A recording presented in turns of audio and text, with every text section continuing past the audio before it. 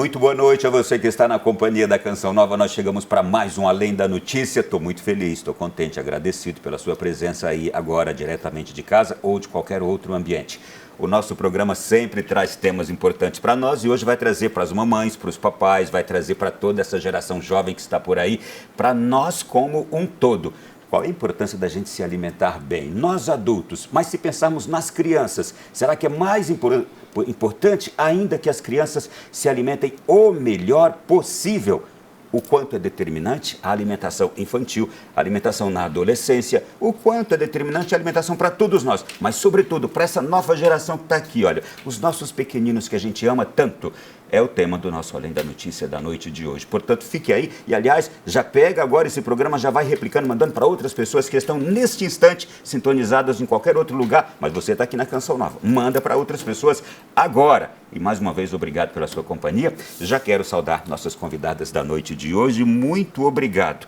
Inevitavelmente, eu tenho certeza que esse programa de hoje vai nos surpreender, não é? Eu quero agradecer aqui a presença da Fernanda Monteiro, especialista em nutrição infantil e de adolescentes. Seja muito bem-vinda, Fernanda, Obrigada, tudo bem? Obrigada, tudo bem. Eu que agradeço o convite. Muito obrigado por essa presença. A senhora é midiática, 223 mil seguidores no Instagram, falando sobre saúde, alimentação infantil. Isso. Eu comecei no Instagram há 11 anos atrás, né? E era um momento que eu acho que eu não falava tanto da alimentação infantil. E eu acho que isso começou a gerar muito interesse, né, para os pais que às vezes não tinham tanta informação na rede social.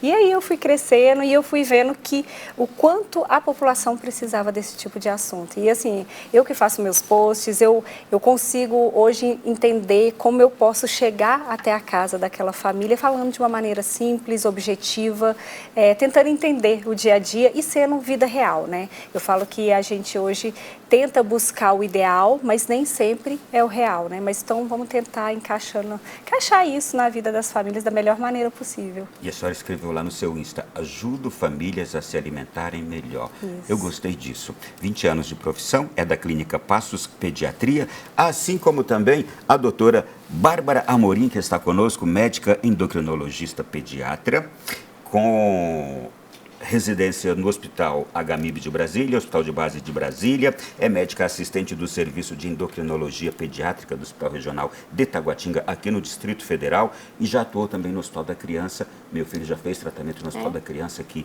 em Brasília. Seja muito bem-vinda também, doutora, da Clínica Passos Pediatria. Obrigado pela presença aqui também. Eu que agradeço o convite, né, principalmente por ser um assunto tão importante. Quando eu fui convidada, eu já fiquei animada, falei, adoro esse assunto, né? Temos muita experiência nesse assunto e é um tema que muda a vida das pessoas, muda a vida das famílias. Às vezes, uma aula que a gente dá, uma consulta, uma conversa que a gente tem, já causa um impacto na casa das pessoas. Então, eu acho que vai ser de grande valia essa conversa nossa hoje. Realmente é determinante a alimentação, já desde a primeira infância. Exatamente. A boa alimentação. A alimentação é indispensável. Exatamente. Se a gente for parar para pensar, o ideal é começar a ter uma boa alimentação antes da concepção. Olha que coisa louca isso, né? A gente pensar nisso. Então, um casal que já está tendo em vista ter filhos, o ideal é que a mulher e o homem já comecem a ter uma alimentação saudável, já prepare esse corpo e essa casa para ter uma alimentação saudável.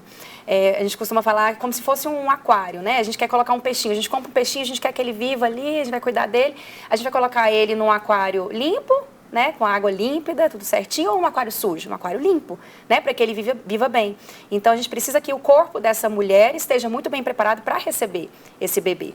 Então, antes de engravidar, o ideal é que a mulher já se prepare, já vá em uma nutricionista, já mude a alimentação, já tenha uma alimentação saudável. Quando ela engravida, aí mais ainda, né? Nós temos uma exigências, né? Exatamente. E mais ainda porque a gente fala muito dos primeiros 1000 dias de vida. O que são esses primeiros 1000 dias de vida? A gestação, somada ao primeiro e ao segundo ano de vida da criança. Nesses primeiros 1000 dias de vida, a gente chama de um período de ouro, ou uma janela de oportunidades. Nesses primeiros 1000 dias, além da formação de todo um paladar da criança, né, é ali que ela vai começar a entender o que é o mundo, né, sentir o sabor dos alimentos, tem uma questão que a gente chama de epigenética. A genética a gente não muda, não tem como a gente mudar, né? O seu DNA, o seu pai, a sua mãe te deram um DNA e ele não vai ser mudado, mas a expressão desse DNA a gente consegue mudar.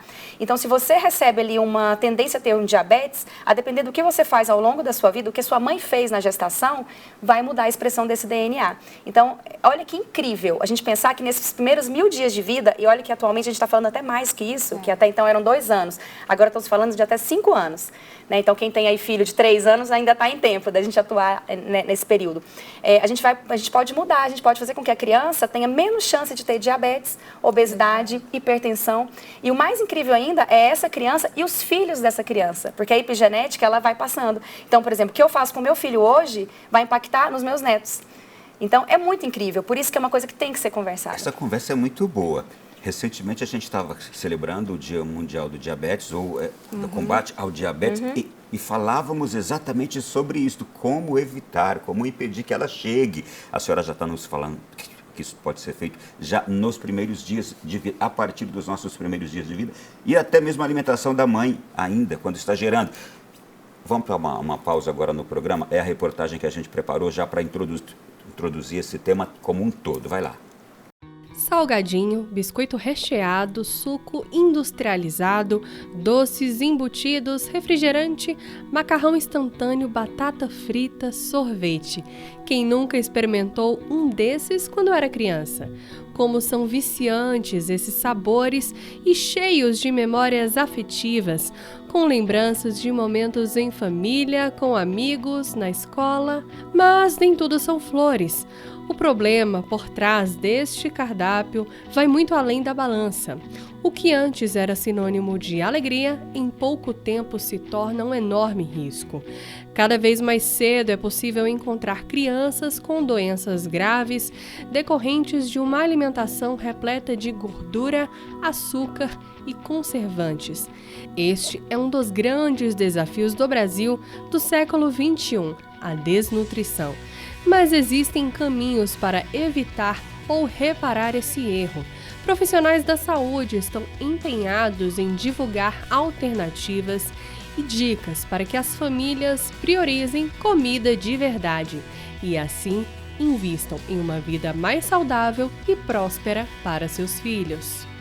Depois da gente acompanhar tudo isso, eu quero partir do zero aqui com as senhoras. Geralmente, como chegam as pessoas lá no consultório da nutricionista, da endocrinologista, em que estado elas estão e por que buscam as senhoras? Por favor, Fernanda. Tá, primeiro assim, eu vou falar que hoje a gente já pega o paciente com algumas informações da internet, né? Ele já chega ao consultório falando que viu alguma coisa, o que eu acho. Então, isso é bom? Às vezes, porque a internet também é um mar sem fim, né? Onde a gente, às vezes, tem que procurar se realmente aquela informação... Então, chega gente com informação errada também, sim, mas geralmente ajuda. Sim.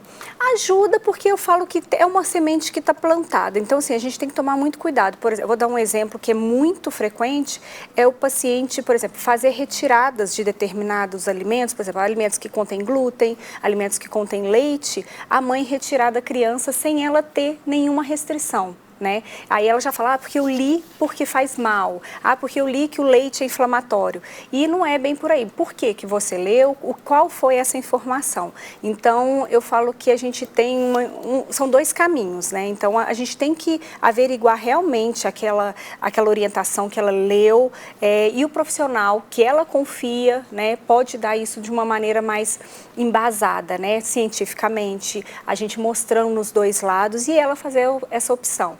Então, esse é o primeiro ponto. O paciente hoje já está mais informado, sendo bom ou ruim, mas ele chega informado da rede social.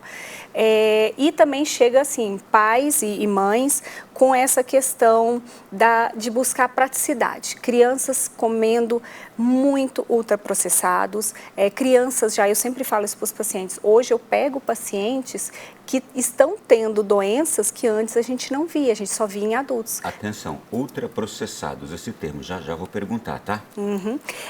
Então, assim, crianças, por exemplo, que antes não tinham pressão alta, que a gente só via em adultos, hoje tem crianças de 5, 6 anos com pressão alta, crianças ficando diabéticas, crianças tendo obesidades com 2 anos de idade, né? Então, isso chega muito. Então, eu falo que essa questão do ultraprocessado é algo algo que está muito encaixado nas famílias. Então, é um assunto que eu falo que em uma consulta, às vezes, a gente não consegue falar tanta coisa que a família precisa escutar. Surpreende quando chega alguém que diz assim, eu vim aqui para fazer um planejamento nutricional do meu filho, isto é, não chega com problema, mas chega desejando ser orientado. Sim, chega.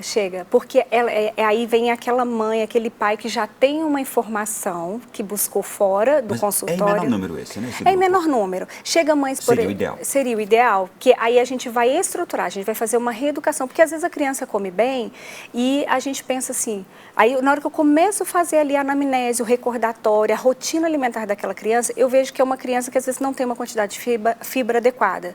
Eu falo, mas ela come bem, mas então vamos encaixar mais fibra, ou às vezes não come quantidade de proteína adequada. Então a gente consegue, nesse caso, estruturar de uma maneira mais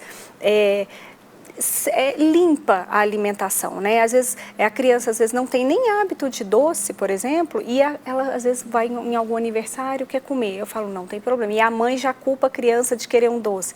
E é o que eu falei no começo ali, a gente falou nos bastidores, de não trabalhar com uma alimentação extremista, né? Eu acho que até porque isso lá na frente pode ocasionar um problema de transtorno alimentar, ou uma criança se tornar um adolescente anorexo, bulímico. Então a gente também tem que tomar muito cuidado com isso, com os extremos da alimentação. Mas o ideal seria isso, a família chegar para a gente fazer apenas lapidar a alimentação dela da melhor forma. Isso também merece explicação, tá? Alimentação extremista, já eu quero chegar lá. A sua introdução foi magnífica quando a senhora falou que a alimentação é determinante e o porquê disto nos futuros anos da gente, não é? O que ela pode trazer de positivo para a nossa vida futura ou não. Agora eu pergunto para a senhora, geralmente no consultório da senhora eu imagino que as pessoas já chegam com problema, é isso?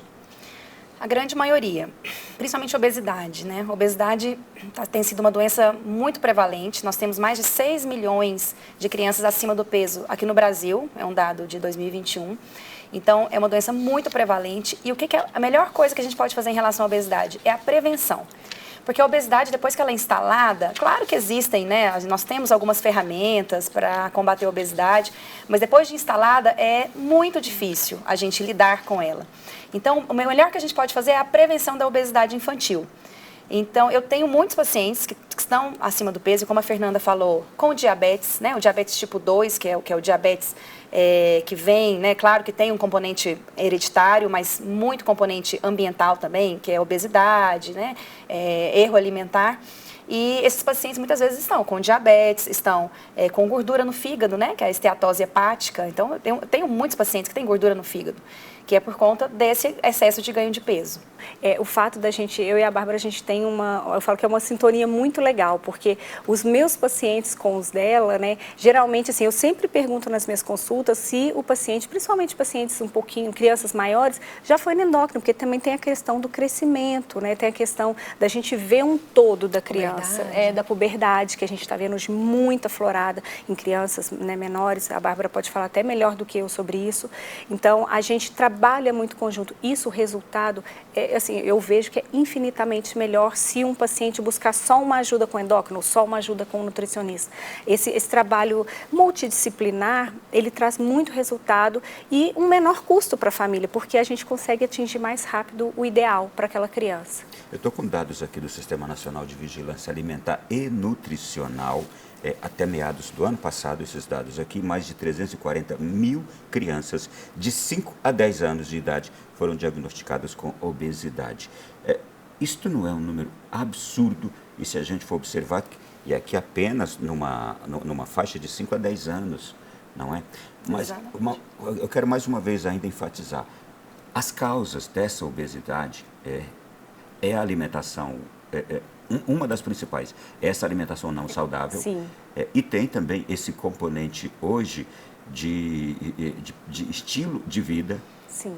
Que hoje tem, a gente sabe qual é esse estilo de vida? Estar muito sentado diante de telas, estar muito confinado dentro de casa, apesar de que tem um mundo lá fora, tem uma praça lá fora, tem um rio lá fora, tem tudo lá fora, mas este estar trancado dentro de casa e por opção, não é? Isto é preocupante, né? Exatamente. Eu pego crianças, às vezes, que não faz atividade física. Aí eu fico assim, mas nenhuma, porque aquilo para mim é inacreditável, uma criança não ir jogar uma bola ou não ir andar de bicicleta, mesmo que não faça uma atividade extra que é paga, mas aqui em Brasília a gente tem, né? Imagina o Brasil, a gente tem praças, a gente tem quadras, crianças que moram às vezes no interior, que eu vim do interior, a gente tem ruas para brincar.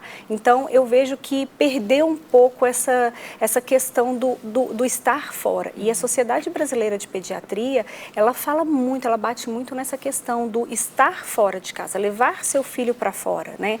Eu sei, a gente falando da vida corrida dos pais, mas é a gente priorizar isso, colocar como meta. Eu sempre falo com os pais, coloca, sábado e domingo, saia com seu filho para andar de bicicleta, vai jogar uma bola, 40 minutos, 1 hora que você fizer isso, ele vai estar exposto ao sol, ele vai estar exposto à natureza, que é muito importante. Então, esse contato já tira a criança de dentro de casa, né? Já tira ela de um celular, de um tablet, da televisão, do videogame. Isso ajuda muito na questão do sobrepeso e da obesidade, né? Doutora Bárbara, eu fico imaginando o seguinte, e uma criança nessa faixa etária aqui, já sofrendo com esses problemas todos provocados pela obesidade, o que isso diz do futuro dela, falando na saúde? A maior causa que nós temos de mortalidade é doenças cardiovasculares, né? Fora as causas externas. Então, essas crianças que já estão com diabetes, né, com obesidade, com hipertensão, elas têm uma chance muito maior de desenvolver doenças cardiovasculares, que são infartos, derrames, né, que são os AVCs. Então, são justamente as maiores causas de morte que nós temos.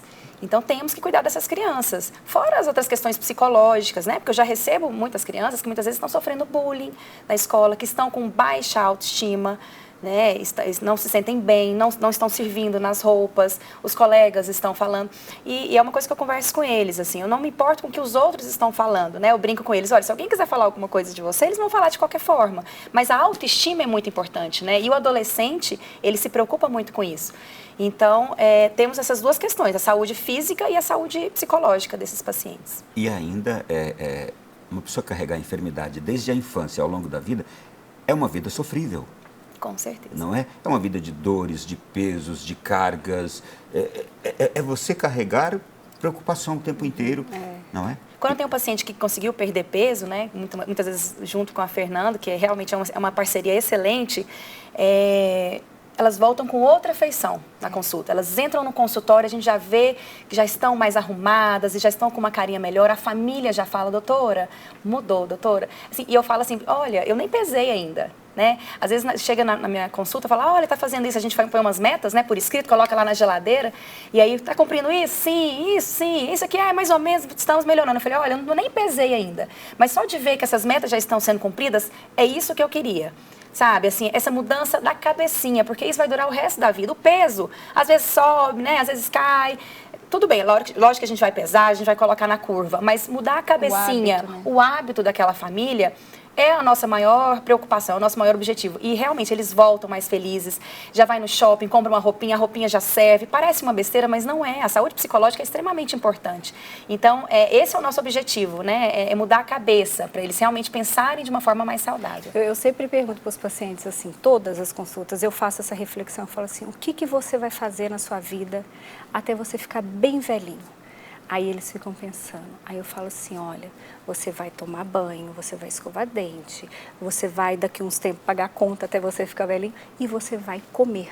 Então, se você vai comer desde o dia que você nasceu até o dia que você ficar bem velhinho, é onde você tem que cuidar. Esse caminho é muito importante, né? Porque senão a gente passa fases da vida sendo extremistas, fazendo dietas loucas, e não é isso que a gente quer. A gente quer que você coma bem. Se você quer comer teu brigadeiro, você vai comer seu brigadeiro. Aí eu brinco ainda com eles, porque eu acho que eu tenho que trazer para uma vida real, isso para as famílias. Eu adoro pizza. Eu vou deixar de comer pizza? Não, mas eu sei quando eu posso comer. Aí ainda, assim, essa reflexão que a gente traz para as famílias, assim, eu posso comer pizza 4 vezes na semana? Não. Então, mas eu posso comer 2 vezes por mês? Tá tudo bem. Então, a gente tem que trazer para uma vida. Eu acho que a alimentação ela tem que ser real, né? E também a parte financeira porque a gente vê muito essa questão, né? Eu não tenho condição, às vezes, de fazer tal coisa.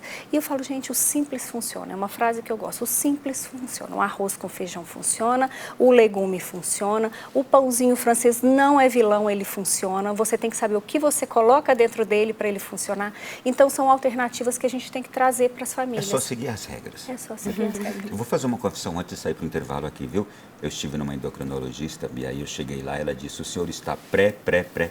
Eu estava com um monte de pré-diabético, pré-hipertenso, um monte de coisa. Ela disse assim, se o senhor não fizer nada hoje, daqui a 6 meses, o senhor vai voltar já no início de tudo isso. Aquilo me assustou. E aí eu voltei 2 ou 3 meses depois nela, quando eu cheguei, mostrei já algumas mudanças. Ela disse, parabéns, o senhor é um dos poucos que volta com resultados assim imediatos. É tão bom ouvir isso. Sim. Para vocês também com é bom? Certeza, com certeza. Ó, vamos para o intervalo, a conversa vai continuar daqui a pouquinho, vamos aprofundar mais ainda, falar de uma porção de outras incidências na nossa saúde. E a gente quer viver muito, não quer? E a gente ama nossos filhos, não ama também? A gente quer ir embora e deixar eles aqui vivendo, não é? A gente quer ir embora primeiro que eles. Então vamos cuidar bem de nós e deles também. Isso diz de saúde, alimentar-se bem. A gente vai para o intervalo, volta já já falando sobre isso aqui no nosso Além da Notícia de hoje. O nosso programa de hoje está sendo um programa gostoso, delicioso. Olha a imagem que está ali. Quando a gente olha para aquilo ali, o que a gente pensa? Comer bem, alimentar-se bem. Mas, ao mesmo tempo, tudo tem regras, não é? O trânsito é maravilhoso, a gente voar alto, dirigir, passear, essas coisas. Mas tem um monte de regras. Você precisa, às vezes, ir a 40. Quem é que gosta de, naquela velocidade, baixar para o 40? Precisa, não é? Assim também na alimentação. A gente está comendo aquele sorvete, come menos, não precisa comer 2 taças cheias de sorvete, não é? E assim por diante. E eu estou recebendo 2 especialistas aqui, nutricionista e endócrino, pediatras, e a gente gostaria muito de agora aprofundar algumas questões. Antes de entrar em perguntas específicas às senhoras, eu quero perguntar o seguinte: a alimentação, os docinhos, as guloseimas, ainda são uma preocupação para o diabetes hoje, em grande número? Com certeza, tudo é uma questão de equilíbrio, né? Como a Fernanda comentou. Não é que é proibido, não pode comer doce de forma alguma, mas tem que ter um equilíbrio, né? Eu lembro até antes de eu ter filho, falavam, espera para você ter filho, né? Espera para você ver. Mas não, tem como sim, né? Eu tenho 2 filhos em casa, né? Um de 3 anos e 8 meses e a outra de 1 ano e 8 meses. Agora tem pouco tempo, estava contando para a Fernanda, agora que ele começou a experimentar um docinho numa festinha de aniversário. Então, assim, dentro de casa, não ter, na escola, não ter, né? São as regras, né, que você comentou. Vamos fazer uma regra? Vamos fazer uma coisa para ficar prática? Na escola e em casa, não comer ultraprocessado, não comer doces, né? Ter uma alimentação saudável. Porque aí, a hora que você vai para a festinha, você pode comer seu brigadeiro, você pode comer seu bolo. Né? Exatamente. Né? Aí você fica tranquila se você vê seu filho comendo alguma coisa que não é saudável, mas não, olha, passou a semana toda comendo bem, na escola está comendo bem. Agora o difícil é, em casa, come muita coisa, salgadinho de pacote, bolinho industrializado, né? E sendo que a gente tem solução para isso. Para que comer um bolinho industrializado, sendo que você pode fazer um bolo? Né? Ah, mas é difícil, eu não sei cozinhar. Tudo bem, a receita é muito simples. Você coloca as coisas no liquidificador, uma aveia, uma banana, um ovo, bate e coloca no forno. Entendeu? E congela. Então, aquele dia que está muito corrido, acordou mais tarde, a criança, né, enrolou para ir para a escola, você coloca ali no micro-ondas 1 minutinho e aí tá pronto, tá fofinho, tá quentinho, como se tivesse acabado de sair do forno. Então, nós temos solução para isso, né? Para em casa e na escola, a criança comer de uma forma saudável. E aí, quando ela vai para uma pizzaria, tem uma festinha de aniversário, ela pode comer, né? E a gente não é por isso que ela vai ter diabetes. Eu falo que o esporádico nunca vai ser o problema do aumento de peso, do que traz a doença. O que faz isso acontecer é a rotina, é a constância, né? Eu sempre mostro isso para os pacientes. Se você faz atividade uma vez na semana, por exemplo, um adulto que quer perder peso, atividade uma vez na semana não vai trazer esse benefício. Mas se ele tem a constância, vai sim. É a mesma coisa da alimentação. A constância da guloseima, do excesso de carboidrato, das coisas que não são funcionais na alimentação, vai trazer prejuízo. Isso é a constância. Agora, o esporádico não vai trazer a doença, não vai trazer. Aí é o que a gente entra no terrorismo, né? São, às vezes, algumas famílias que veem informação deturpada na internet e querem retirar tudo daquela criança. E aí, mais na frente, vai ser uma criança que come escondido, vai ser uma criança ou que vai ter excesso de preocupação preocupação com peso e deixa de comer. Então, a gente tem aí dois caminhos que a gente tem que preocupar muito com esse terrorismo nutricional, né? O meu marido ainda brinca muito comigo porque eu sou fiscal de carrinho em supermercado. Ele fala assim, para de olhar para o carrinho alheio. Eu falo, mas para que aquele tanto de salgadinho, de biscoito, de refrigerante? Não é possível. Aí tá lá com o menino, e eu já vejo muitas crianças também com o próprio carrinho, pegando algumas coisas. Então eu falo, não é possível. E a Bárbara sempre falando dessa questão da receita prática, foi uma coisa que ao longo dos meus anos, eu sempre busquei isso nas minhas consultas, trazer receitas práticas, porque eu sei que às vezes para algumas famílias essa correria não funciona. Então, quem está aí, né, escutando, vendo a gente, é muito importante entender o seu perfil, a logística da família, né? Não adianta eu passar para a sua família uma logística que só vai fazer receitas. Não, eu já atendi pacientes que falaram, não me passa nada que eu tenha que fazer, eu quero tudo pronto. E aí eu comecei a buscar alternativas aonde aquilo encaixaria. Então, cada família tem um perfil, né? Cada família vai funcionar de uma maneira. Então, eu preciso me adequar a isso. O profissional precisa ter esse olhar muito humanizado para cada família, porque nem tudo que funciona para a tua casa vai funcionar para outra. Eu estou vendo aqui que a senhora muitas vezes ajuda a mãe a ser mãe, não é? Ensina a mãe a fazer coisas que ela deveria ter aprendido por si mesma ao longo da vida, não sei. Sim, sim, porque assim, é igual a gente está falando, nessa questão da correria, mães que trabalham ou não fora, têm os seus afazeres. Mas deixa eu fazer né? uma observação. Eu imagino que a geração de hoje, ela está pouco preparada para a vida, inclusive as mulheres quando se casam. Sim, não sim, é? sim. Eu percebo isso, assim, de algumas mães, não estou falando em saber cozinhar, não é isso. Mas, assim, às vezes tem a noção do que ofertar, sabe? Assim, de entender que aquilo é o que a gente falou, o óbvio precisa ser dito, né? Então, assim, às vezes fala, olha, isso não pode. É igual quando eu te falei que eu pego crianças que não fazem nenhuma atividade, não saem de casa. Né? É a postura dos pais, né? Daquela mãe, daquele pai, de falar, é a regra. Eu acho que hoje em dia tem um psicólogo maravilhoso que eu adoro, ele chama Léo Freiman. Ele fala muito isso, a inversão de filhos virando pais e de pais virando filhos. E a alimentação a gente não pode Isso deixar trágico. É trágico. E eu vejo muito isso em consulta. Às vezes fala, olha, tem que comer assim, tem que evitar, sei lá, nuggets, tem que evitar pipoca de micro-ondas. Aí a mãe, tá vendo, fulano? Tá vendo? Aí eu... Mas não é o filho que tem, né? A mãe e o pai é que tem que determinar a alimentação. O que entra em casa, né? A criança, ela trabalha, ela ganha dinheiro para poder ir no supermercado e comprar as coisas? Não ganha, né? Quem que compra?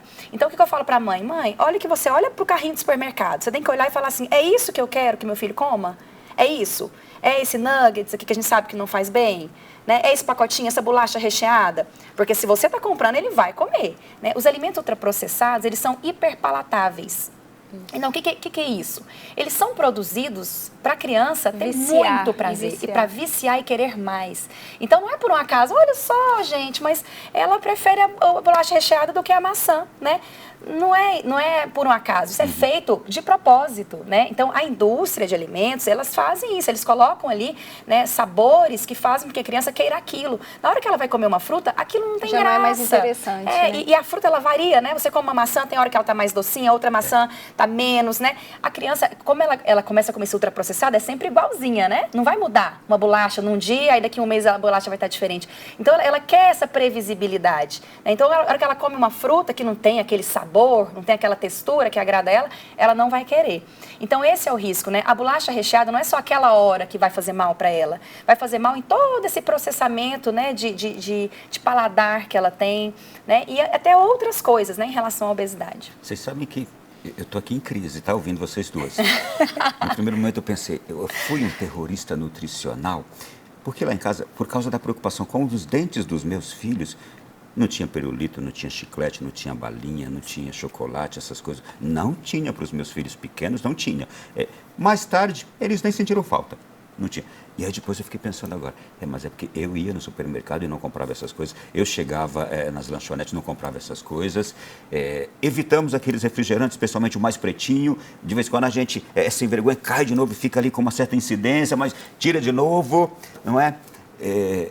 saber, esporadicamente, saber Sim. como dar e o que dar. Sim, não é? Desses alimentos ou produtos alimentícios. Não Isso não é terrorismo nutricional. Sim, você não tem em casa? Não, então, você, eu entrei em crise, mas voltei, tá? Excelente, eu maravilhoso. acho que a gente tem que pensar, a melhor forma o que eu não tenho em casa, eu não vou expor ao meu filho. Né? E isso não é proibição, porque fora de casa a gente vai dar essa oportunidade. Por exemplo, eu tenho 2 filhos, eles são de 11 e uma menina de 15, mas assim, a minha filha, ela brinca comigo, ela fala, mamãe, você nunca vai comprar o salgadinho X lá? Eu falo, não, mas eu sei que ela come, e quando ela come, ela fala assim, eu tô comendo, e tá tudo bem, mas ela sabe que em casa existe regra, então é aquilo que eu estava falando, a inversão... E termina que pela formação, ela vai comer aquilo, mas não vai comer em excesso. Justamente, porque ela não foi habituada, né? Agora, uma outra coisa que eu digo para os pais também, lá em casa, eu não deixo faltar frutas. Perfeito. Sempre, está sempre ali os caninhos cheinhos de frutas, para que eles não sintam falta dessas coisas todas aí. E encontra sempre na fruta o deixar que o filho precisam. exposto ao saudável, isso é importante. Né? E o mundo, ele já vai te proporcionar essas coisas. Você não precisa proporcionar para o seu filho. Ah, não, mas eu não quero ser terrorista, então eu vou comprar. Não, fica tranquilo. Ela vai no shopping, ela vai ser bombardeada. É milkshake, sorvete, fast food. Então fica tranquilo. Sai com os amigos, está na bolsa, Exatamente, pega. faz sua parte, porque o mundo já vai ofertar, né? O meu filho, então, foi festinha de aniversário, né? Foi quando ele começou a comer e tá tudo bem, não tem problema. Alimenta bem ele em casa. Exatamente, na escola. E na escola. A escola é um ponto importante também, porque às vezes a gente pensa assim, é só um lanche da escola, são 5 dias na semana, no mês são 20 dias, então o lanche da escola, ele é muito importante. E você perguntou no começo, tem muitos pais que chegam para mim também e falam assim, eu vim aqui para você me ajudar com lanche, porque entra a praticidade. É o pacotinho pronto, é o salgadinho da padaria que já está embaladinho e já coloca o enroladinho de salsicha. Então, eu falo, vamos entrar. Aí entra o que eu encaixo. Qual é a sua disponibilidade de fazer coisas? O que não tem como fazer? Então, vamos... Aí, às vezes, você fala assim, nossa, mas isso é para levar? Porque os pais, eles têm na cabeça que lanche da escola é ou um misto quente ou um bolinho. Eu falo, sai dessa caixinha, pensa que você pode colocar um quibe assado, que você pode colocar um bolinho de carne. Você precisa de proteína, carboidrato e vitaminas e minerais. Então, é um carboidrato, que seria, por exemplo, um pãozinho, um patê de frango e uma fruta.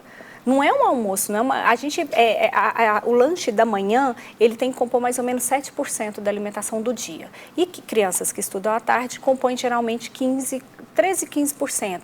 Então, não é uma refeição para saciar, para a criança ficar cheia. Posso fazer outra confissão? Pode. Lá em casa, desde pequeno, o meu ia para a escola e ele sempre levava lanche de casa, aquele lanche que a mamãe faz, e fruta. Ele está na universidade hoje. Sabe o que ele faz? Ele leva. Leva de casa. Isso é muito legal, muito legal. Os meus filhos levam marmita de almoço, eles levam um lanche, eles ficam até 4 horas da tarde. E aí, no começo, eu falei assim, por questão, aí eu vou entrar que eu entendo essas mães. Falei, não vou fazer almoço, deixa eles comerem a comida da escola. Comecei a pagar a parte. No 3º dia de escola, eles falaram, eu não quero, eu quero comer a comida de casa. E eles levam, toda noite, a gente faz a marmita, e eles levam no outro dia e está tudo certo. A força do hábito. Exatamente. E vai para o resto da vida, Para o resto da vida. E vou te falar, vou entrar um pouco mais além. Entra a questão de economia. Também. Que a criança aprende a economizar, porque ela vê o preço que é uma comida e ela começa a entender, porque assim, eu falo, a alimentação a gente trabalha tudo. Né? Então, ela começa a entender a economia que ela está fazendo para a família e, às vezes, eu entendo que, às vezes, tem, principalmente adolescentes, tem vergonha. Né? Eu falo, gente, vergonha é quem come mal, não é quem come bem. Né? Então, eu falo que a conversa ela é muito importante, pais e filhos. Eu só vou entrar um pouquinho numa questão que hoje tem um estudo que crianças que fazem refeições em família, tá? De 3 a 4 vezes por semana, não estou falando por dia. Você vê que não é um grande número. Então, se você faz uma refeição, almoço, café da manhã, um jantar com os seus filhos, todo mundo à mesa, a criança tem menos chances de ser obeso, tem menos chances de ter doenças, né, como diabetes, colesterol alto, e menos chances de crianças terem questão ligadas a drogas, a bebidas, porque você está ali naquele momento. Porque antigamente a gente falava, a mesa não era lugar sagrado, e isso foi se perdendo ao longo do tempo. E eu tento resgatar isso tanto com as famílias, trazer a criança, a família à mesa. A mesa continua sendo lugar sagrado. A gente não pode deixar de falar isso. Justamente. Com certeza. E evitar outra coisa, eletrônicos, né, na mesa. Porque muitas vezes a criança está ali comendo e com o eletrônico ligado, a televisão está ligada. Fala, gente, hoje em dia é tão corrido, vamos aproveitar esse momento que estão comendo, vamos conversar, até para você conhecer seu filho, né? Como é que é? Vocês estão tudo ligado ali na tela. Você não vai ver se seu filho está com a carinha mais chateada, se aconteceu alguma coisa na escola, né? Então, é um momento de conversar, é um momento de comunhão. E isso tem um agravante que a gente, como nutricionista, a gente enxerga que a gente trabalha com a questão sensorial na alimentação. Então, a criança ela tem que entender o que é paladar, o que é visual na alimentação, o que é cheiro, porque tem crianças que às vezes não sentam para comer porque o cheiro da comida incomoda. Então, a gente precisa trabalhar essa questão sensorial.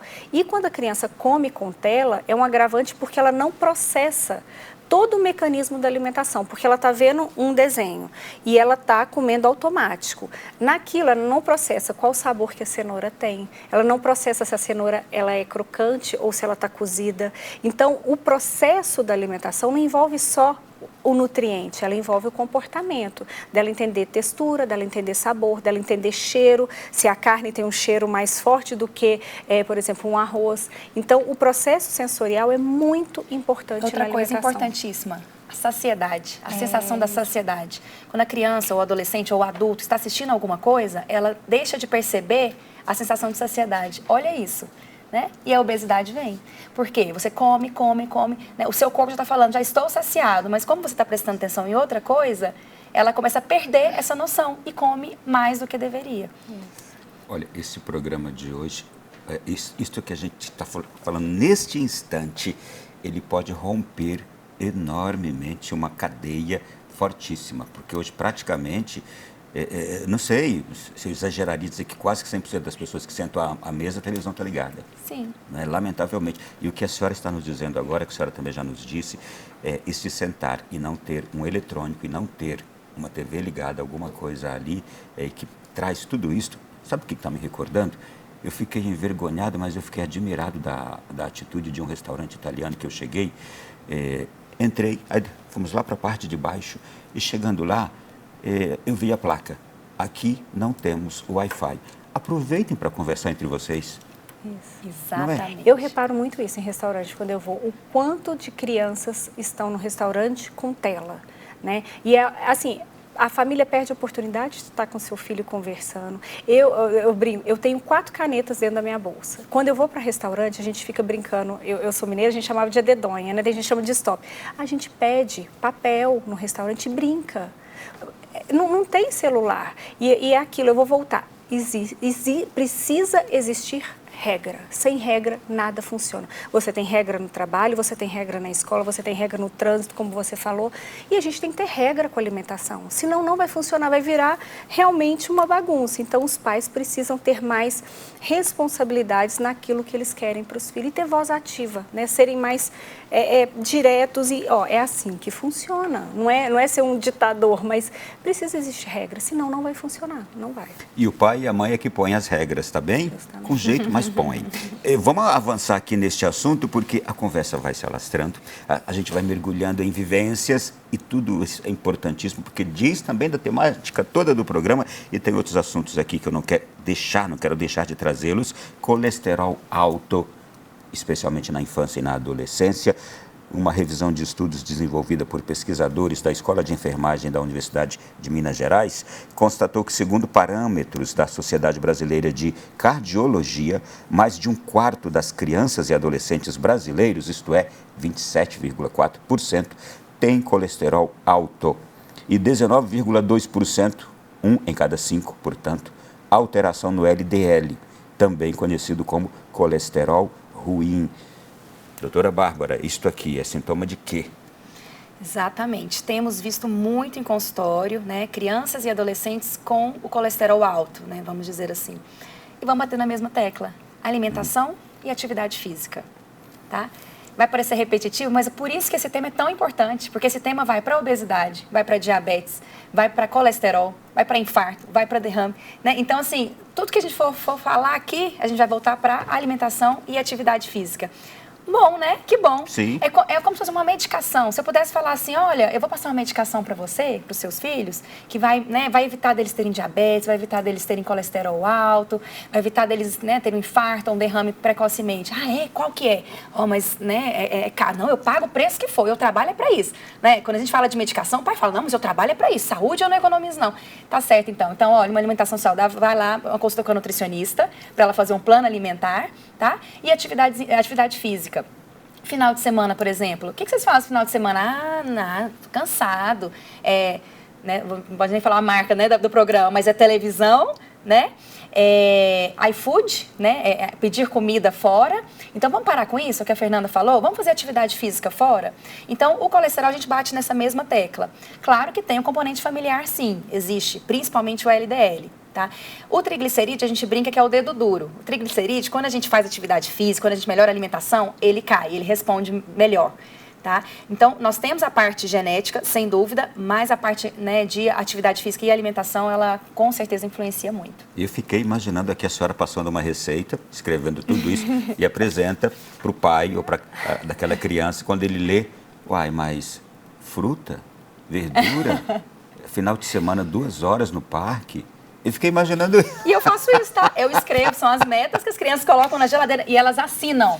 Eu acho legal que elas assinam, porque assim, lê pra mim, por favor, veja se foi isso mesmo que a gente conversou, porque tudo é combinado, né? Eu não imponho. Foi isso mesmo? Foi. Então, por favor, assine. Ela assinar. Falei, porque isso aqui é um contrato. Até porque você vai ter como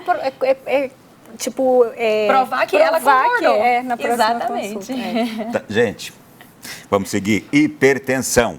Responsável por 9,4 milhões de mortes no mundo, segundo o levantamento da OMS, a hipertensão acomete cada vez mais jovens. São mais de 3,5 milhões entre crianças e adolescentes somente no Brasil, aponta o levantamento da Sociedade Brasileira de Hipertensão. Alguém quer falar algo sobre isso também? Eu acho que a hipertensão ela é muito ligada, vou voltar nos industrializados. Hoje a gente tem alimentos, a maioria dos industrializados, riquíssimos em sódio, né? A criança, é óbvio que a gente também orienta a questão do preparo dessa alimentação em casa, a questão da quantidade de sal, né? Temperos prontos também, que é riquíssimo em sódio. A gente tem essa orientação, mas eu vou voltar nos industrializados, o pacotinho que vai para a escola. Rapidamente, o tempero pronto que a senhora fala seria o quê? Marca. Pode falar marca? Não, aquele que você compra, aquele quadradinho, aquele quadradinho, aquele em pozinho que você coloca. Isso é riquíssimo. Terrível aquilo. Terrível. Não compro mais. Não compra. Eu tenho uma caseiro. receita. Eu faço o tempero caseiro desde que eu casei, que eu saí de casa. Eu nunca comprei. Então, assim, eu falo, gente, você gasta, juro, 30 minutos para bater uma cebola, alho, um cheiro verde, um pouquinho de sal, um pouquinho de vinagre, bate no... O tempero dura 30 dias. Tá, se não pegou aqui essa receita, eu você vai vou entrar deixar na internet. com vocês, Okay, tá? Eu mando para vocês. Como fazer tempero caseiro? Eu não compro mais. Não compra. E você guarda na geladeira e vai usando aquele tempero com cheiro gostoso. Então, esses temperos, eles são, eu falo que, assim, é o terror, porque é altíssimo, porque aí entra nos alimentos hiperpalatáveis. Tudo que dá sabor ao alimento é hiperpalatável, né? Então, a gente fica refém desses sabores que dão maior prazer na hora de comer. Então, eu acho que essa questão da hipertensão é esses industrializados. Então, é onde tem o maior número, porque aí vai entrar na escola, entra no lanche da tarde, às vezes, da criança que está, às vezes, em casa, sem o pai, vai lá no armário, pega alguma coisa. Então, a gente tem que tomar muito cuidado. E vamos voltar à atividade física. Gente, eu nem vi. A gente avançou muito nesse bloco aqui agora. Na volta, nós vamos continuar. Quero falar já com a doutora Bárbara. Se prepare, doutora. Insônia, problemas respiratórios das nossas crianças. É tema do nosso próximo bloco. Já a gente volta. O nosso Além da Notícia da noite de hoje está falando de hábitos, de costumes, da boa mesa, está falando da boa convivência.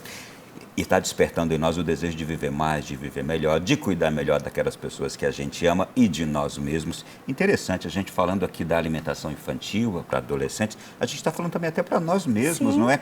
Porque cuidar da alimentação deles é cuidar da nossa, para que a gente tenha uma velhice melhor também, Sim, não é? sim. Naturalmente. Estou recebendo aqui 2 especialistas, a doutora Bárbara Amorim, que é endocrinologista, e também a doutora Fernanda Monteiro, nutricionista, estão aqui conosco no programa de hoje, nos enriquecendo muito. E o tema agora que eu quero tratar com as senhoras, um deles é Sono. O sono é uma necessidade fisiológica que nós temos, inclusive está muito relacionado à obesidade. Os estudos mostram que quando a gente dorme pouco ou dorme mal, nós temos uma tendência a engordar, por vários motivos. Quando a gente dorme mal, no dia seguinte a gente fica indisposto para fazer atividade física, né? Outro, a gente fica mais ansioso, acaba descontando mais na comida. E uma terceira questão, que é ainda mais interessante, aumenta o nosso hormônio da fome e diminui o nosso hormônio da saciedade, quando a gente dorme mal ou dorme pouco. Então, fisiologicamente a gente come mais, e come mais besteiras. A gente tem uma fome de carboidrato, né, de consumo maior de carboidrato. Então, quem dorme mal ou dorme pouco tem uma tendência maior a engordar e a comer mal. Então, isso é interessantíssimo.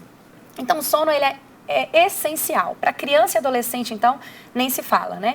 Crescimento, a gente sabe que aquela coisa de vó, né? Tem que dormir cedo para poder crescer. É verdade, que a gente sabe que o hormônio do crescimento, ele é secretado principalmente na fase mais profunda do sono. Então, quanto mais cedo a criança dormir, mais ela consegue aproveitar esse pico de hormônio de crescimento. A questão da obesidade, né? Aprendizado, então, é dormindo que ela consegue sedimentar todo o aprendizado que ela teve durante o dia. Muita coisa pode afetar o sono. Problemas respiratórios, sem dúvida. Então, assim, a criança que ronca, por exemplo, não é normal uma criança roncar. Então, a criança que ronca, ela tem que procurar um especialista para avaliar como é que está ali dentro, a questão de adenoide, né? Então, no caso, seria um otorrinolaringologista. Então, não é normal, a gente tem que ficar atento a isso. Bruxismo, né, tem que ficar atento a isso também. E uma coisa que atrapalha muito o sono, alimentação. Então, bebidas que têm cafeína, sem dúvida, né, todo mundo sabe que atrapalha o sono. Então, ali, algumas horas antes de dormir, não se deve ingerir. E quando a gente fala de cafeína, a gente pensa logo em café, né? Ah, não, mas o meu filho não toma café. Tá tranquilo, então, você não precisa se preocupar. Mas tem outras bebidas que têm cafeína, né? Refrigerante com cafeína? Refrigerante, chá. Que tá muito na moda, né? Até com a Fernanda esses dias eu discuti aqueles chás gelados. As crianças e adolescentes estão adorando esse chá. Então, muitos deles têm cafeína. Então, a mãe e o pai têm que ficar atento a isso, porque não é uma coisa que todo mundo sabe. Então, evitar qualquer alimento que tenha cafeína antes da refeição. E uma outra coisa muito importante, que é um assunto também, eu acho que vai ter pra... Antes de dormir. Antes de dormir, mas horas antes de dormir. Claro que cada organismo, ele vai, né, de uma forma diferente. Mas assim, mais ou menos quantas horas antes de dormir? O ideal, assim, 6 horas antes de dormir, não ingerir nada com cafeína. Ok, isso para criança? Para criança e adolescente, tá? Cada organismo vai... tem gente que fala, não, mas eu tomo antes de dormir, eu tomo café. Mas aí você vai ver direitinho, a pessoa não dorme bem, né? Tem uma insônia. Ou às vezes ela até dorme, acha que dorme, mas o sono não é tão reparador como seria se não estivesse ingerindo essas substâncias. A senhora já me tá aplicando a mim um corretivo. Porque eu tomo café de noite, achava que não tinha nenhum problema. Mas tem. De noite, poucas horas antes de dormir, 1 hora antes de dormir. E uma outra coisa importantíssima, tela antes de dormir, principalmente, né? Que é um assunto, assim, também que daria outro programa. Mas a tela, ela emite uma luz, né? Principalmente celular, que diminui a produção de melatonina, que é o hormônio do sono. Então, essa luz, como diminui essa produção da melatonina, ela atrapalha o sono, atrapalha a gente a entrar no sono. Quando a gente está dormindo, também atrapalha a qualidade desse sono. Então, o ideal é 2 horas antes da gente dormir, a gente não ter nada de tela. Outro corretivo. Exatamente. Mas isso aí acho que é para todo mundo, né? Eu tento pelo menos 1 hora, 2 horas é muito. Porque a gente acaba resolvendo muita coisa na tela, né? Exato. Também, a gente acha que é isso, que tem que aproveitar o tempo para trabalhar, adiantar alguma coisa. Eu faço isso dessa forma, mas estou percebendo, descobrindo que é um mal. E aí vem a inversão, né, do que a gente está conversando. Às vezes, doutora, posso dar melatonina para o meu filho? Peraí, vamos ali, vamos ver o que está acontecendo, como é que é, tempo de tela, que horas que para de assistir tela, né? Como é que está a alimentação, como é que está a rotina dessa criança. Hoje em dia as pessoas têm uma tendência a querer medicalizar tudo, né? Eu quero um remédio para emagrecer, eu quero um remédio para dormir melhor, mas assim, mudar os hábitos de vida, né? A maioria das pessoas não está disposta a isso. Mas não, vamos mudar isso, ter rotina, ter horário para acordar, outra coisa importante, ter horário para dormir. Né? O nosso corpo, ele respeita a nossa rotina. Então, se todos os dias eu colocar o meu filho para dormir às 8h30 da noite, eu te garanto que vai dar 8h30, 8h40, ele já vai dando sinal de sono, porque o corpo, ele entende que é a hora de dormir. Né? Então, a gente tem que ter essa rotina, a gente fala um ritual do sono também, né? 1 hora antes de dormir, começar a baixar as luzes da casa, deixar um ambiente mais tranquilo, evitar brincadeiras muito animadas, agitadas, né? Para o corpo dessa criança, opa, peraí, tá ficando, né? Tá escurecendo, né? Tá ficando à noite. Como que o corpo vai entender que tá à noite, sendo que as luzes todas estão acesas, a tela tá ali, né? Tá entrando luz ali nos olhos da criança a todo vapor, o corpo não vai entender que tá na hora de dormir. Então, a gente precisa começar a simular o que era era muitos anos atrás, né? Que a hora que o sol ia embora, realmente ficava escuro. Tá? Então, a qualidade do sono depende da gente também. Depende de rotina, depende de evitar telas antes de dormir, depende de evitar alguns certos alimentos antes de dormir. E assim como a alimentação, é um investimento muito bom que a gente faz para a nossa saúde. Eu vou complementar uma coisa que a Bárbara falou dessa questão do sono, das famílias buscarem família, quando eu digo, serve até para o adulto, o remédio para funcionar, para dormir, para emagrecer. Hoje a gente vive uma era muito imediatista. Então, eu vejo, às vezes, quando a gente fala, vamos mudar o hábito alimentar ou mudar o hábito de sono, os pais querem que aquilo funcione no outro dia. Não é assim. Você precisa, que eu sempre vou bater na tecla, da constância. É você todos os dias trabalhar. Tem dia que teu filho não vai conseguir dormir cedo, não tem problema. No outro dia você vai fazer o mesmo ritual, a gente chama de higiene do sono, né? Tirar a tela 2 horas antes, deixar tudo. Foi o que a Bárbara já explicou. Então, a gente precisa dessa constância. Não vai funcionar de uma hora para outra, mas a gente ter essa consciência que eu estou fazendo e uma hora a chavinha vira. Então, não é imediato, não é nada, hoje ele dormiu tarde, amanhã ele vai dormir cedo. Não, não é assim. Então, vamos ter essa constância, essa consciência de esperar acontecer, da gente trabalhar. Uma vez eu ouvi, de muitos anos atrás, se você está educando direito, pode ter certeza que está dando trabalho. Vai dar resultado depois. E vai dar resultado. A educação certa, ela dá trabalho. A educação que não é certa, você está vivendo na zona de conforto. Então, se está dando trabalho a educar seu filho, você está fazendo certo. E o sono é isso, a alimentação. Existe, e entrando no outro assunto, existem alguns alimentos que ajudam também essa questão do sono. A gente tem um aminoácido que chama triptofano, que existe em alguns alimentos, que eles trazem esse benefício de deixar a criança, não estou falando em dopar a criança, jamais, mas assim, ele traz aquele conforto, aquela serenidade um pouco melhor para a criança na hora de dormir, uma qualidade de sono melhor, que seria banana, aveia, iogurte, ovo. Então, assim, na hora do jantar, faz um ovinho, muitas famílias têm o hábito de colocar o ovo à noite, isso é excelente. Quer fazer às vezes tem criança que faz uma ceia, que é depois do jantar. Dá uma banana em rodela com um pouquinho de aveia em cima para essa criança, porque a gente também tem um pouco de preconceito de achar que a banana é pesada, faz mal. Não, ela tem o triptofano, que isso faz muito bem. A senhora está falando para minha esposa, tá? Ela acha que a banana é pesada. Mas isso vem de uma geração que foi trazida, porque eu tenho pais que falam, mas banana é indigesto. Não. Então, assim, a gente trazer... Se é indigesto, come meia banana, sabe assim, faz a ceia com banana, toma um iogurte com um pouquinho de aveia. A aveia é riquíssima em triptofano, então isso ajuda na qualidade do sono, né? É igual você falou, a gente não está conseguindo falar só de criança, eu acho que toda orientação para a criança traz também para os pais, né? Por isso que é bom eu gosto de trabalhar com criança, porque a gente trata a família, é um todo. Voltando ainda ao sono também, aliás, sem sair do sono, ainda tem a questão do horário de dormir, que, se quisermos ainda melhorar mais ainda essa qualidade, existe um horário adequado, isto é, antes das 10, para se dormir, não é, doutora? Com certeza. Dormindo naquela hora, o seu sono rende... Eu ouvi esses dias de um especialista. Ele rende mais, você acorda no outro dia completamente revigorado, restaurado, completamente de tudo, acorda mais cedo ainda com uma disposição incrível para passar o dia todo. É isso mesmo? Exatamente. E lembrar que para cada faixa etária existe uma quantidade certa de sono, tá? Então, a quantidade de sono do adulto não é a mesma quantidade de sono da criança. Cada faixa etária existe uma tabela, né, oficial em relação a isso. Então, cada faixa etária tem uma quantidade certa de sono. Dá para falar rapidamente? Tabela? Eu não vou saber exatamente de cor, mas assim, 10, 12 horas por noite, e à medida que a criança vai crescendo, ela vai diminuindo essa quantidade de sono. Então, o ideal, por exemplo, uma criança pequena ali de 2 aninhos, que durma entre 7 e 8 horas da noite.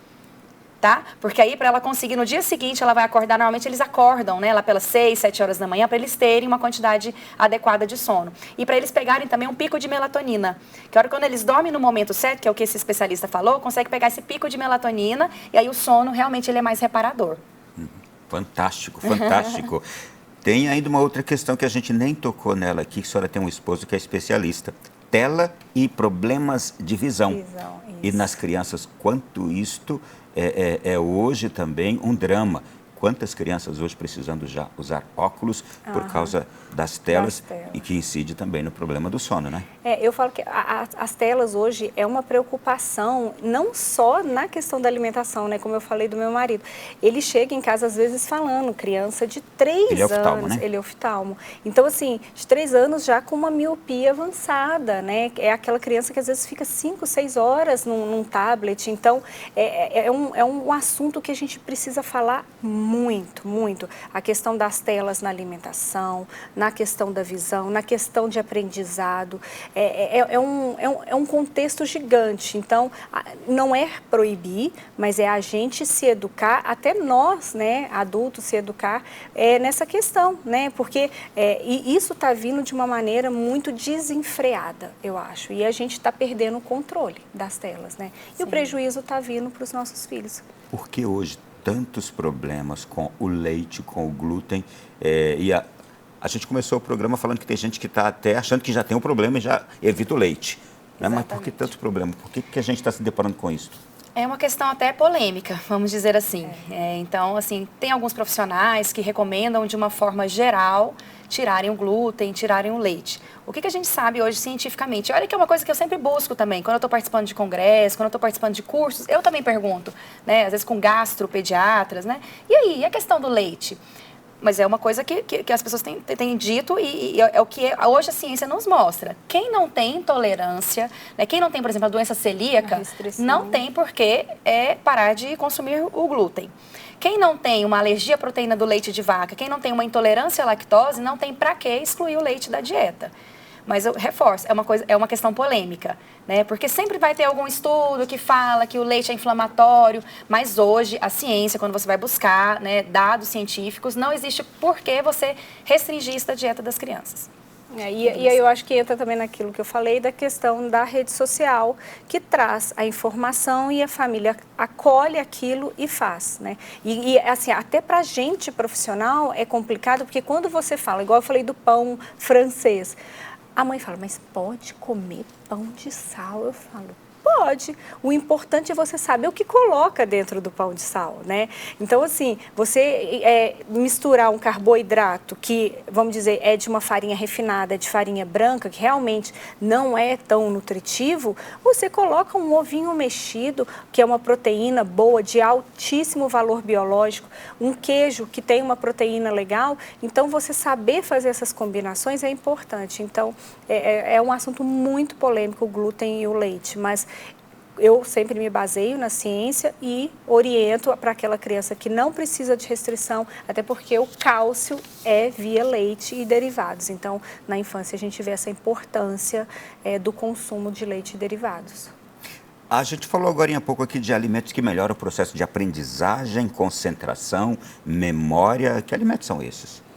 Seriam esses alimentos que são ricos em proteínas, né? O ovo, a gente sempre fala que é o segundo alimento mais importante.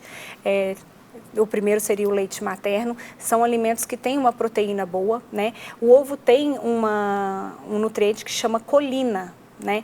E ele ajuda muito no desenvolvimento cerebral da criança desde a gestação. Então, a gente até orienta, né, gestantes a consumirem um ovo, tem estudos em cima disso.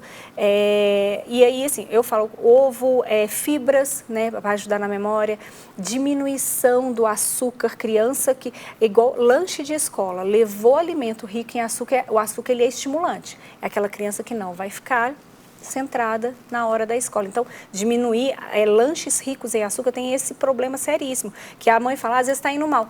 Gente, muda o lanche, né? Eu falo simples, às vezes funciona, muda o que você está enviando, porque às vezes o açúcar está estimulando ela e ela não está conseguindo concentrar. Então, seria isso, diminuição de açúcar, introduzir ovo, aumento de fibra, proteínas boas. Ômega 3 também, Ômega 3. O que a gente deve responder quando um pai diz assim, eu sempre dei e nunca morreu, né? Eu falo que assim, eu dei e nunca morreu, mas também, aí eu falo, mas também a ciência nunca estudou tanto a alimentação como não estudava. Hoje a gente tem mais recursos em relação a isso. É claro que a gente tem, sempre partindo, que a gente já falou, para o extremismo, né? O equilíbrio é a melhor solução, né? Então, Eu acho um pouco deturpada. Eu comia leite condensado de manhã, mas hoje a gente tem orientações, a gente tem estudos em cima disso, do excesso de açúcar, o excesso de industrializado na alimentação. Então, a gente buscar essa informação, né? É o que eu falei. A família, ela precisa abrir a caixinha, a cabeça e enxergar outras coisas. E não são coisas difíceis de entrar na rotina. E deu e nunca morreu, mas e a quantidade de gente atualmente que está com diabetes, hipertensão, está acima do peso? Então, não deu e nunca morreu, mas nós já estamos vivendo sentindo, as consequências, né? É só você abrir os olhos e enxergar. Então, assim, né, não morreu ainda, mas assim, já está ficando doente. Então, não tem como a gente negar que tudo isso já está tendo essa repercussão. O que a gente pode entender por transtornos alimentares, transtorno alimentar? São dois extremos, então a gente tem que tomar muito cuidado em consultório. Às vezes em consultório eu recebo uma criança com sobrepeso ou obesidade, a mãe fala, doutora, mas com quantos quilos ela tem que ficar? Eu falo, não gosto de falar de peso. Sabe por quê?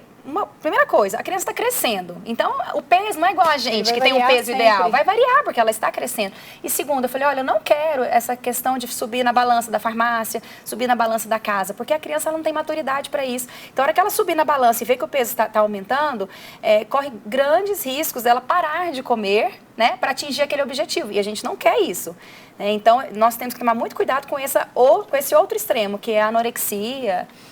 Você falou uma coisa importante. Eu tenho muitas famílias que querem pesar comida da criança em casa. Eu falo, de jeito maneira. De jeito nenhum.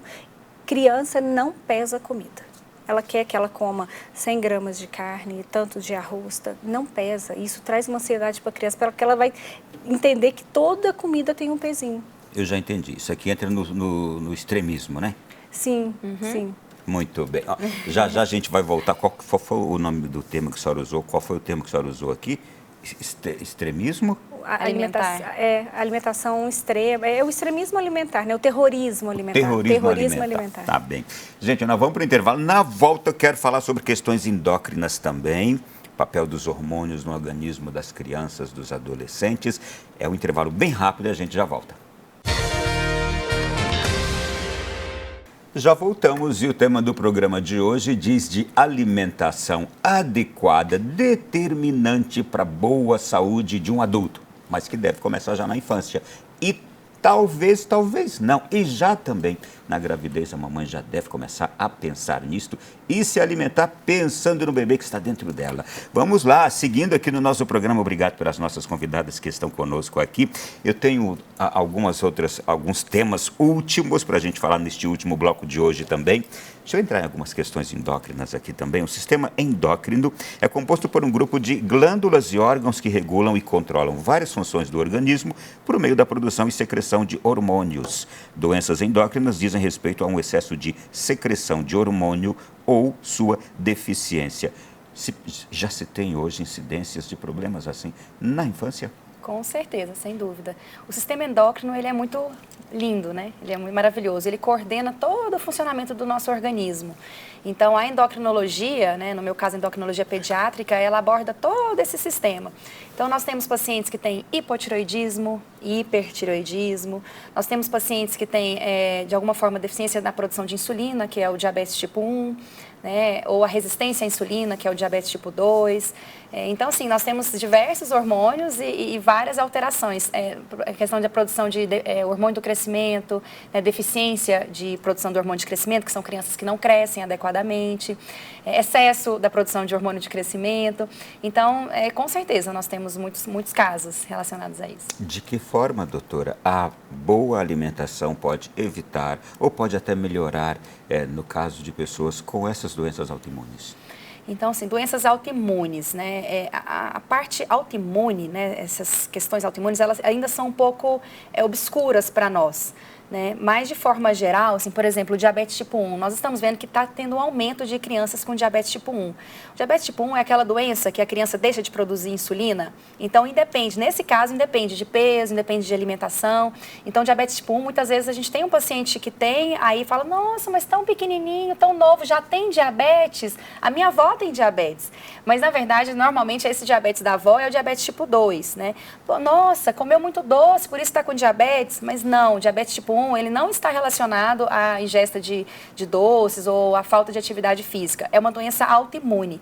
E essa questão da autoimunidade, a gente sabe que a criança ela já nasce com uma predisposição a desenvolver essa doença e ao longo da vida ela tem um gatilho que faz ela desencadear.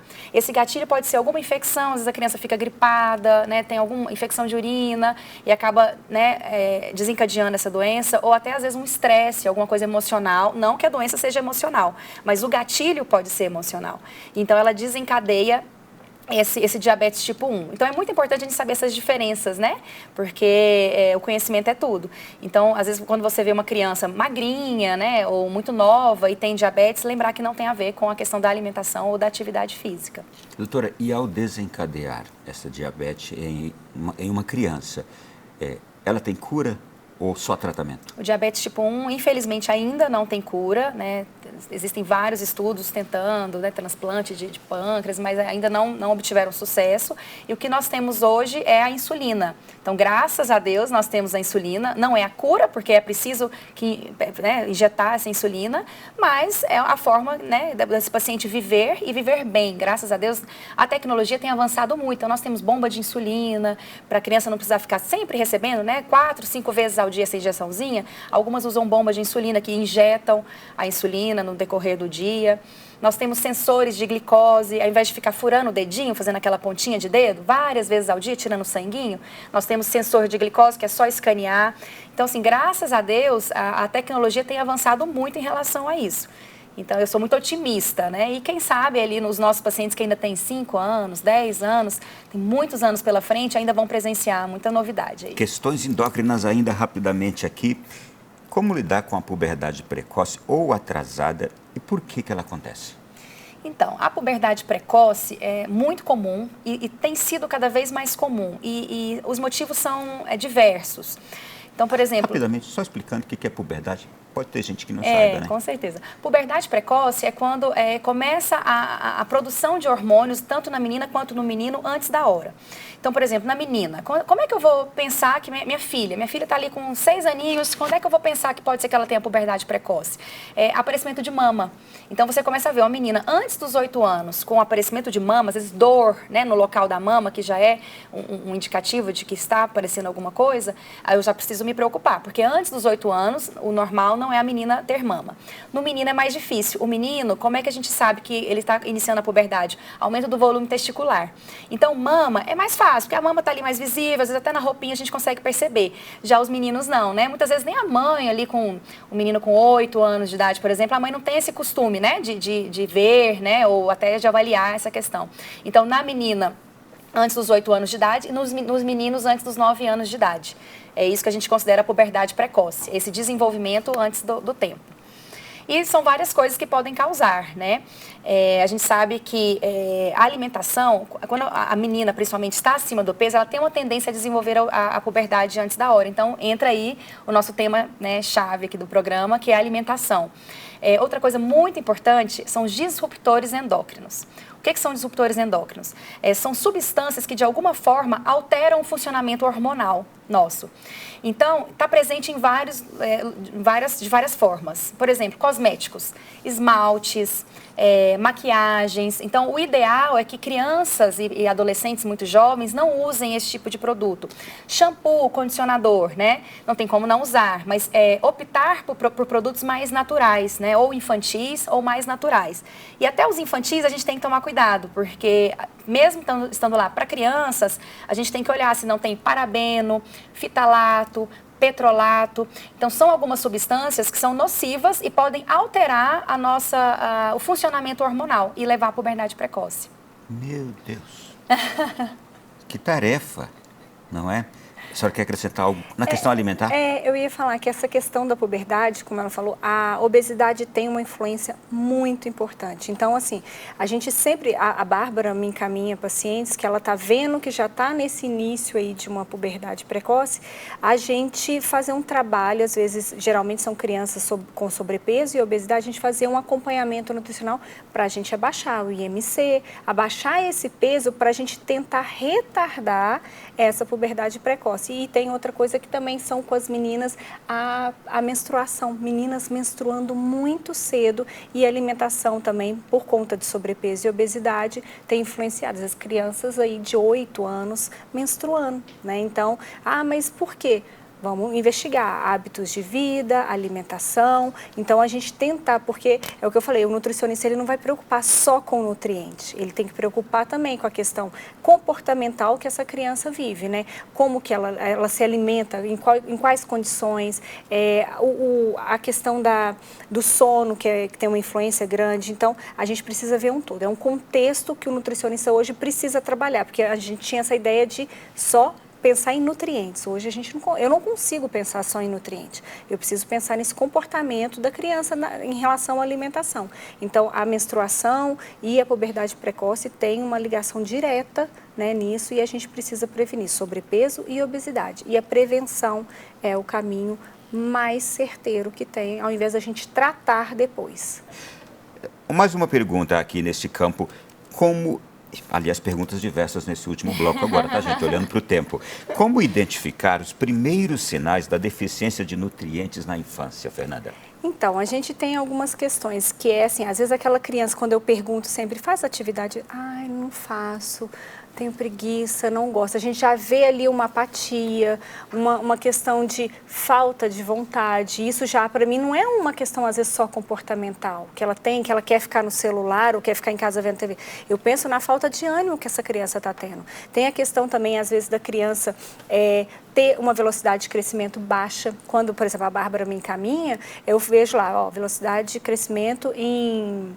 como que você fala? Estatura em vigilância. Em vigilância. Uhum. Eu já falo, então, peraí, então a gente vai ver se está faltando. E aí eu faço essa questão da rotina alimentar. A criança precisa, quando é crianças maiores, elas conversam mais diretamente, a gente tem uma dinâmica mais fácil na consulta. Elas começam a me relatar o que elas comem geralmente. E eu falo, poxa, ela está comendo só, por exemplo, pão de manhã, pão, às vezes aqueles achocolatados de caixinha, vai às vezes 2, 3 por dia. Então, assim, eu consigo identificar já nessa rotina alimentar o que está faltando. Então, talvez isso seja o problema de uma velocidade de crescimento, seja uma apatia para estar, nota baixa, tem muito essa questão quando eu falo, como que está indo na escola? Né? Ai, não está pegando recuperação, não estuda e não consegue fazer uma prova. Eu falo, então, peraí, excesso de açúcar, né, excesso de carboidrato. Então, a gente consegue ver, por isso que eu falo, hoje o nutricionista não pode só olhar um caminho.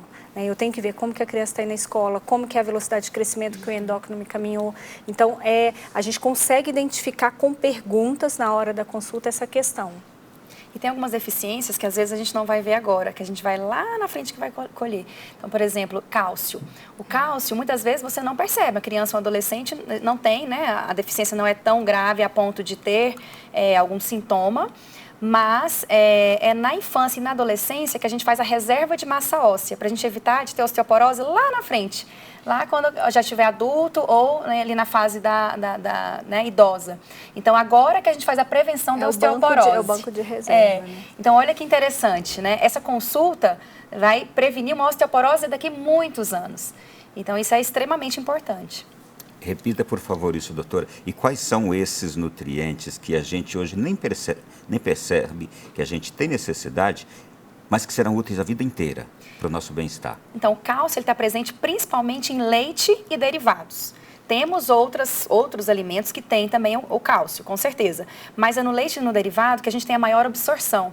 Então, às vezes, um outro alimento tem, que é bom a gente consumir, mas a absorção não é tão boa. E assim, o leite e derivados, ele tem uma quantidade maior. Então, você toma, por exemplo, um copo de leite, talvez isso, dependendo da fase, né, da criança, isso já vai suprir aquela quantidade diária.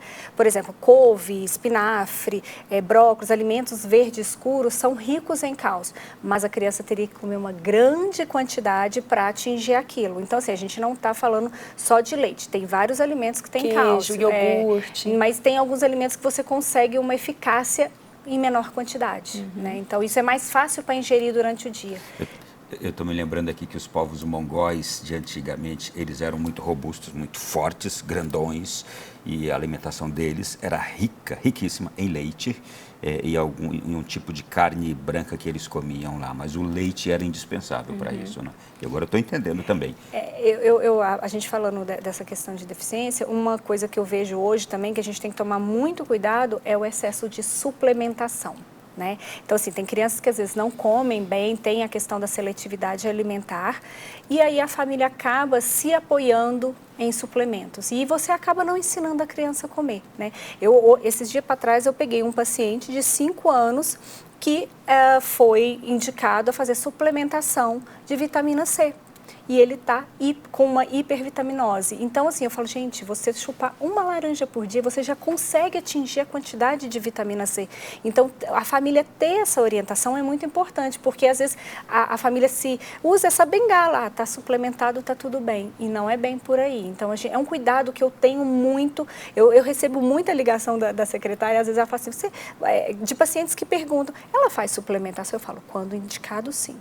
Mas eu não faço nessa questão, eu acho que ficou muito, sabe? Mais uma vez, a inversão de valores. Você, ao invés de se preocupar com uma alimentação equilibrada e saudável, qual que é o remédio? Qual que é o remédio que eu posso dar para poder ter vitamina C? É fácil, né? Você ir na farmácia, comprar uma gominha que é docinha. E que tem parabeno, que é um disruptor endócrino. E dá para a criança e achar que está tudo bem. Então, assim, eu falo, vamos preocupar com a alimentação, porque o simples funciona, Ronaldo. Vamos aqui a uma coisa agora. Vocês se deparam com o drama desses pais de hoje, de sempre dizerem, mas eu não tenho tempo de fazer a comida, o bolinho que a senhora indica, eu não tenho tempo de fazer, e por isso que eu compro o alimento processado, que é mais rápido, o miojo, por isso que eu compro isso e aquilo outro. Vocês se deparam com esse drama também, não é? Sem dúvida, é o que a gente mais vê. E, aliás, você tem o miojo de propósito. É terrível, né? Com certeza. Não só, porque tem muita gente que acha que é só o pacotinho ali que é ruim. Ah, não, mas eu não uso aquele pacotinho. Eu faço o miojo, mas eu coloco o outro. Mano, o próprio macarrão, ele é pré-frito. Então, o próprio macarrão, ele é péssimo. Então, a gente sempre prega o equilíbrio, né? Eu brinco que tem poucos alimentos que eu proíbo. E um deles é o miojo, gente. Porque, assim, temos opção. Né? Pode comprar, compra aquele cabelinho de anjo, né? Facinho. Tem um que chama bifum. Rapidamente eles ficam 1 minuto para cozinhar. Então, outro também dos alimentos é a gente buscar. Eu sei que eu escuto isso das mães. É assim, gente, a fruta está ali, ela não precisa ser preparada. É o acesso, né? Então, assim, deixar tudo à vista é muito importante nessa questão. Então, a gente mas não come. Então, faz um bolo de banana, faz um sorvetinho de banana congelada. É o simples. E eu acho que a família ela tem que se preocupar nessa questão. Administre o seu tempo para trazer saúde para os seus filhos. A senhora falou agora há pouco também do visual do alimento. Como trabalhar o visual para despertar o interesse da criança? Essa questão sensorial é uma coisa que a gente trabalha, né, na nutrição. E assim, não adianta a gente também colocar um alimento feio ali. Então, trazer a criança também para ajudar a preparar isso é importante, porque ela vai estar inserida ali naquele processo. Isso desperta interesse nela em experimentar o que ela fez junto com a família. O visual é importante. Por exemplo, um arroz que às vezes é só branco. Então, vamos nutricionalmente pensar em colocar uma coisinha verde. Ah, meu filho não coloca coisa verde. Então, chega para ele e fala, que cor que você gosta? Ah, gosto de amarelo. Então, faz um arroz com milho. Sabe, assim, é você aos poucos inserir algumas coisas que a criança tem uma certa restrição não, um certo bloqueio de experimentar, mas trazer isso de forma muito gradual. Eu sempre falo para a família, vamos subir um degrau de cada vez. Não queira que o teu filho, que come só arroz, eu falo que é a comida nude, né? O arroz, o frango e batata. Não queira colocar uma cor hoje que achar que vai funcionar. Não, vamos um degrau de cada vez. Seja subversivo. Ronaldo, e falando dessa questão de falta de tempo, eu acho que a gente tem também que ter uma reflexão. Realmente a gente tem muita coisa, né? Hoje em dia a vida é muito agitada, a gente tem que cuidar da casa, tem que cuidar do trabalho, mas em que nível de prioridade o seu filho está na sua vida, né? Se a gente está falando aqui que a alimentação vai evitar dele ter diabetes, obesidade, hipertensão e diversas outras coisas, se a gente está falando que a alimentação é um remédio, a atividade física é um remédio, em que nível de prioridade que ele está? Se você não tem tempo de preparar um alimento para ele, a gente não está falando de uma coisa muito difícil, a gente está falando de coisas simples, uma fruta, quantos segundos você gasta para pegar uma fruta que está na fruteira e colocar numa lancheira? Sabe? Então, assim, a gente precisa repensar isso. Que vida corrida que é essa? Que você não tem tempo de cuidar do seu filho? A gente não tem que parar para pensar, porque às vezes a gente está no automático. Não, mas a minha vida é muito corrida, o meu trabalho, que eu sou médico, que eu sou advogado. Cara, mas e seu filho? Onde é que ele entra nessa história? A gente tem que repensar. E a mesma pergunta serve para mim mesmo. Que nível de prioridade estou dando para o meu cuidado?